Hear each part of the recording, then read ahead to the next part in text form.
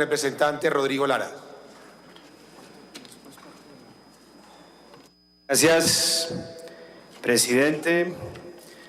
Quiero iniciar expresándole un saludo muy especial a los citantes de este debate, al señor ministro de Justicia, al señor ministro de Defensa, a la cúpula militar y de la policía que está aquí presente, a todos los integrantes de las Fuerzas Armadas, a los colegas, a los periodistas. Yo quiero hacer una reflexión, estimados colegas, sobre los hechos hoy descritos, narrados y argumentados por el citante de este debate, el doctor Alirio, a quien respeto y aprecio. Pero quiero hacer una reflexión sobre esta argumentación y estos hechos porque yo creo que aquí se ha presentado en el día de hoy una amalgama. Aquí se están tratando de asociar cosas que se parecen, pero que son distintas, para tratar de sacar una conclusión final que no obedece a la realidad. Eso es lo que uno llama una falsa causalidad. Se están asociando cosas que nada tienen que ver. Es una estrategia, sin lugar a dudas, hábil, pero falsa. Se parte primero de una realidad conmovedora, desgarradora, repudiable, que fueron las ejecuciones extrajudiciales cometidas por miembros de la fuerza pública, que han sido aceptadas por la misma fuerza pública, que hoy nuevamente fueron reconocidas y repudiadas por el ministro de Defensa, y que hoy son objeto de investigaciones, que hoy son objeto de decisiones de medida de aseguramiento y de condenas.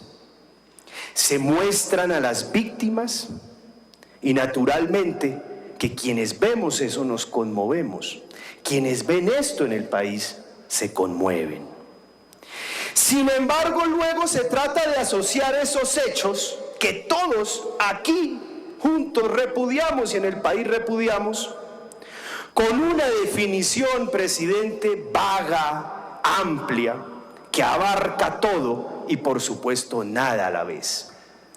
Se dice son ejecuciones extrajudiciales aquellas cometidas por presión de resultados. Y aquí hábilmente se abre ese universo de unos hechos puntuales que son esas ejecuciones extrajudiciales a todas las muertes que ocurren en el curso de un conflicto como el que vivimos, y que justamente consiste en la labor de las fuerzas militares, que es repeler a los terroristas que atentan contra la tranquilidad y la vida de los colombianos. Una definición muy amplia, vaga, general, que además, sobra resaltarlo, está dentro de la naturaleza inherente de la actividad de cualquier fuerza armada de un país, que es justamente presión y resultados para combatir a quienes atentan contra la tranquilidad y la vida de los colombianos. El siguiente paso, después de desplegar semejante definición en donde cabe todo, es mostrar unas diapositivas donde aparece el rótulo Procuraduría, después otras donde aparecen la Fiscalía y dicen 5.500 investigaciones en la Procuraduría, otras 5.450 en la Fiscalía General de la Nación, para tratar de hacerle entender a quienes ven esas diapositivas que estas están ligadas inexorablemente a cobardes ejecuciones extrajudiciales. No se precisa cuál es el objeto de esas investigaciones, porque claramente no son por los hechos que primero se narraron y se explicaron aquí en el debate.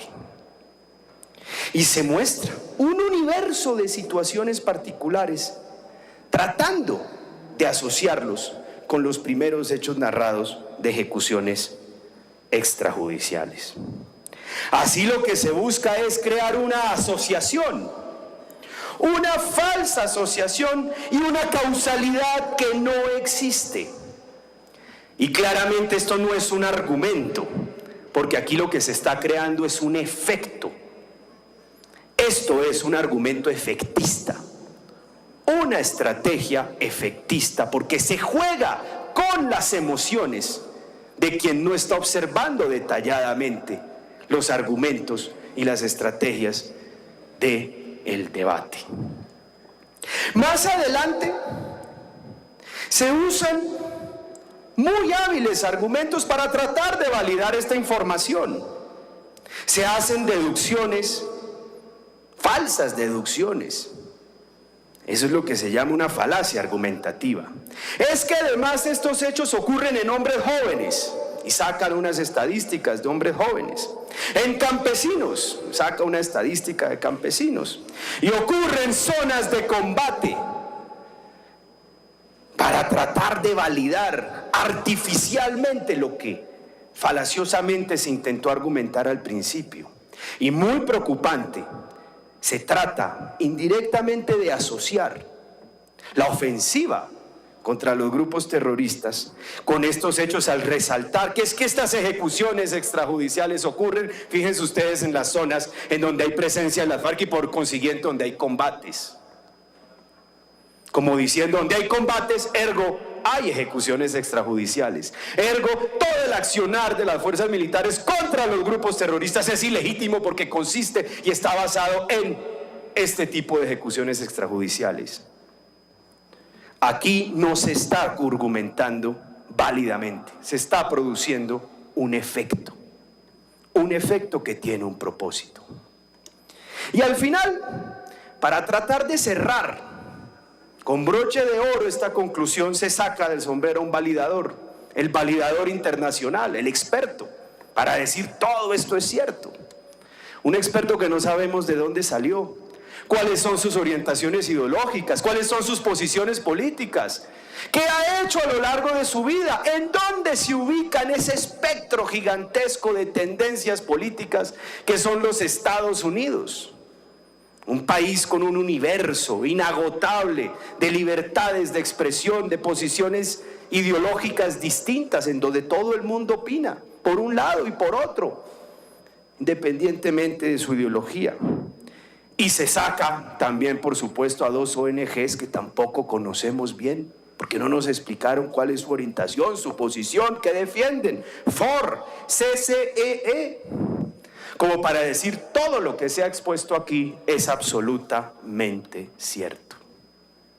En segundo lugar, estimados colegas, se subrayó en esta presentación aspectos ciertos de la realidad, lo que habíamos dicho al principio, unos crímenes que se cometieron, pero naturalmente se han ocultado los hechos que también son ciertos, pero que no sirven para esta argumentación.